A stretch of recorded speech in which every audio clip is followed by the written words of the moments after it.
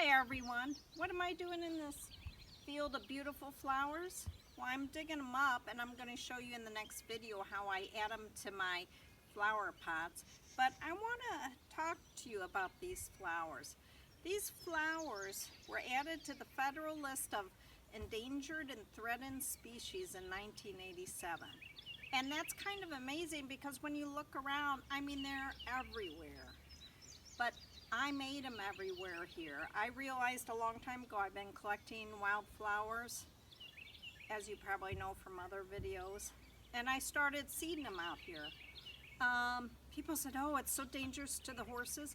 Well, I have 2 horses, and they're only here in the spring. They die back, these seeds, and they stay dormant until after the heat. Then they start germinating. And they're great for pots. Well, you're going to see them. That flower arrangement for Mother's Day, they were in there. But the reason they're endangered is, sorry, I actually am digging these,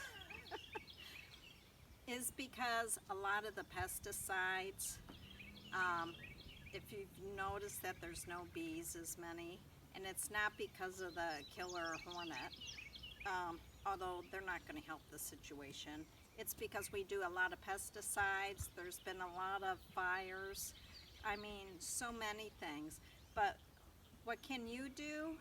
You could support your local conservation and plant some of these. They're only found in some of Little Rock, well, not even Little Rock, somewhere in Arkansas, all of Missouri. This is actually, let me put this in here. This flower is called the Missouri Bladderpod.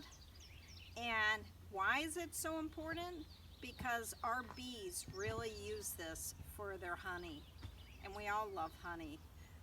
Also hummingbirds and butterflies.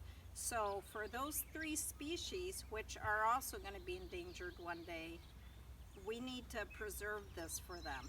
And if it ever got invasive, and I have invasive plants, this one dies back.